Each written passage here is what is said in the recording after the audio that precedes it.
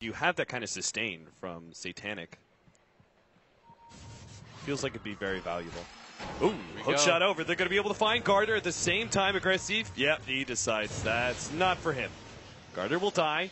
And C2Y quick to try and jump over and find Aggressive. Doesn't quite get him, and TP out is there. So once again, C-Deck, just one hero gets picked off while they're trying to push lanes and control the map. It's nothing major, but a couple more of those and it will start playing against them a bit too much. Lena's about to finish up her level 3 Laguna Blade and have Aghanim Scepter quite soon. This is the advantage of sitting back and farming up so much. Even your supports are able to get significant late game upgrades. Yeah, everybody's looking just at the blueprint of lately. Everybody's a greedy player, right? It's like Seneko, AUI, all of those monsters that just manage to find farm everywhere on the map, and they're proving that having a 4 position that can actually go to the late game is so valuable. And Lena's one of the better ones. The fact that she's really this close to her axe, like she's actually got it now, right? Yes, she has 1,000 gold, and it's a level 3 Laguna Blade. Yep. There's so many heroes that she can actually just get halfway through. Like that would be half of Gyro's HP, and he needs as much HP as he possibly can. With the butterfly and the BKB, like you can cut him down to 900. Then the gyrocopter's no longer looking to fight. He's just looking to run. And you can chase him down using Shiki's ultimate, which also does pure damage. Like, there's so many different ways now to deal with eHome's lineup where the butterfly is no longer really going to be useful. So at this point, they try and force it? Maybe you go for... Maybe not like forcing down a tower, but going for Roshan first? I really think they should have... Roshan eventually has to be one of your objectives at some point. Like you can't just let it live and go for the best. But your Queen of Pain almost has, what's that? Assault Curse. He's relatively close, and Ember Spirit, aggressive. He's got a dataless Battle Fury. Once he gets an MKB and Boots of Travel, he's 6-slotted. MKB soon for YJ. Actually, he doesn't need an MKB. I don't think so. No. His team just does so much damage. Yeah, I agree with that. You can go for like Scotty. YJ needs one though, and he has it now. So we are just going to come down to this one big 5-man team fight after the teams have been farming up for the last 10 minutes. I feel like the advantage is really going to C-Deck right now, but eHome, I mean, anything can happen with a smoke pick-off, or looks like they're just going to go straight for Roshan. I mean, they got Winter's Curse plus a Hex. Yeah. They got a lot of disable. It's a bit dangerous, I think, because the Tier 1 tower is still up on C-Deck's side. Look how much easier it is to go for the Roshan when you've got... Solar Crest. Yeah, just... That's why I really think it was a mistake by C-Deck not to buy it on anybody. Like, your Tusk, I would have gone to even maybe over the mech. Probably over the mech. Both of your cores have a BKB. I think it matters more that if they were able to Roshan there and give it to somebody like the Queen of Pain or the Ember Spirit, then that's a high ground mechanic for them. But as it stands, like eHome's just going to go for both of these bottom towers now because they're so low. And I mean, they must feel comfortable to be in this type of position, but the lead is almost neutral, despite being down 19 to 15. And look at this. Jump.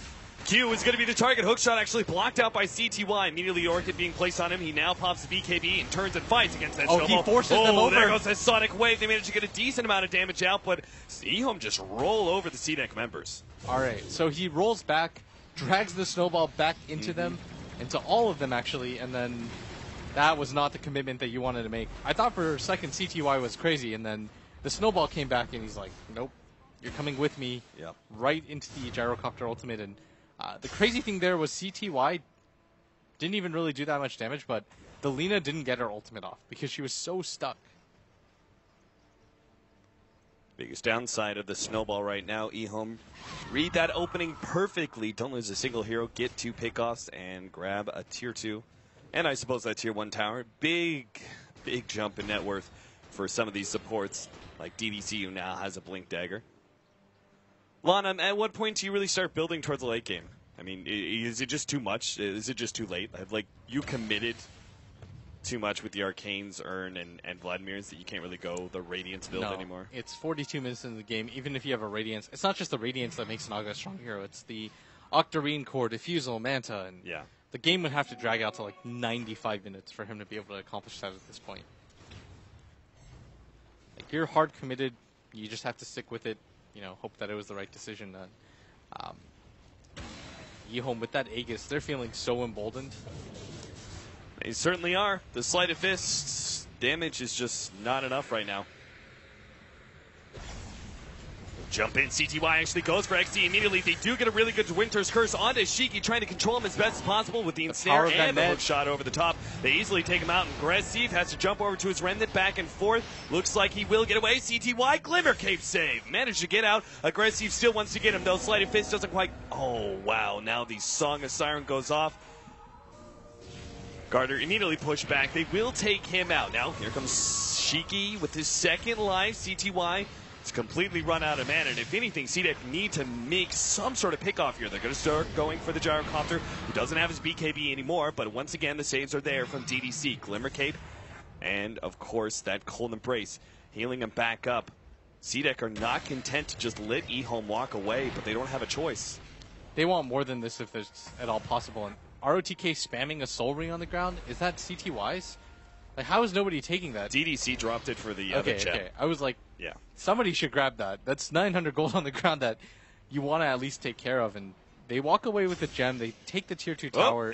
So many, and oh my. Scythe of Ice, Orchid, CTY. He has just enough mana for the pullback. Beautifully timed. And now the TP in from XC just looks like a fool's errand. Ehome will rapidly surround him. He makes a blink away. And XC will actually get some distance here. In fact, he's probably going to survive. Ehome don't need to chase him. They just need to take objectives. Yeah, Ehome right now, they don't even care. They're doing so well. CTY is incredibly farmed. That's almost like 6-slotted Storm Spirit. YJ, he's built almost entirely late game. Like, he can place his drums at 44 minutes into the game, but for the most part, he's set for whatever he's going to have. And there's going to be a Shiva's flying in on CTY soon. Courier got picked off by our Tusk, who managed are they going to find him? He has a gem. They really want to get this kill if they can. CTY's going to jump for this. He's got a snowball that he can get to. They went the wrong way. Yeah. He went up. No, they're even throwing down the call down. The funny thing is, he actually just did so much. When he survived there, he picked up the Courier, delayed up the Shivas. Managed to get away the gem. Yeah. That was just good play overall, but I mean, it might be just a little bit too late, as CTY is so farmed. This is the type of position that you want to be as a Storm, where you can insta-jump somebody and they can't do much. Like Shiki, yeah, he's got a plate mail, but he can't survive that. Like, how much would he trade right now if he could have the same item build as that Storm? Like, having a Blink Hex right now is making all the difference. A lot of lines being drawn. I think they just kind of want to keep CDEC locked inside their base. Just is what that drawing is. Yeah. Keep the top, bottom lane pushed in as much as possible. Center your heroes up in middle. I mean, they've got such great mobile heroes who do so, right? Like Naga Siren can throw illusions at the bottom lane. Storm Spirit can deal with top lane. And they pretty much can just 4-man middle with a Storm Spirit ready to jump in.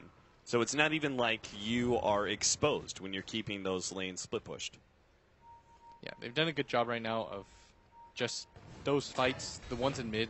It's just sort of set the tempo where they don't really want to be in a position where they get caught out or anything like that. So, CDEC, whatever happened to their lead? It felt like they had such a dominant one now too, but it's all just kind of fallen to the wayside as they're trying to chase down ROTK, but the rest of his team is coming in. They don't have the Storm Spirit quite yet, though. Control Aggressive. He needs to be able to jump away, but the Winter's Curse is there, and they managed to try and get a snowball, but it's not even there. Saga Siren. Now the buyback from Aggressive, but they have Ehome ready to set up. They're going to beat down Q real quickly. The rest of CDEC start backing themselves away. Aggressive, mans up, starts going for it, but look at that damage. He's almost dropped immediately with the Midas Armor there, but they're controlling out YJ. Now he gets off the Satanic, and he takes out the rest of these heroes. GG, CDEC are done for. Ehome Gaming. What looked like such a fantastic start for CDEC. Not a lot of answers for their lineup in the early game, but they just weren't able to get more out of their lineup. Like, Ehome just played the patient waiting game. They picked their spots a lot better. CTY itemized perfectly. He's like, this is not a Bloodstone game. I have to get much more aggressive than that early game. The smoke into Roshan, the repeated team fights, they just completely outmaneuvered CDEC.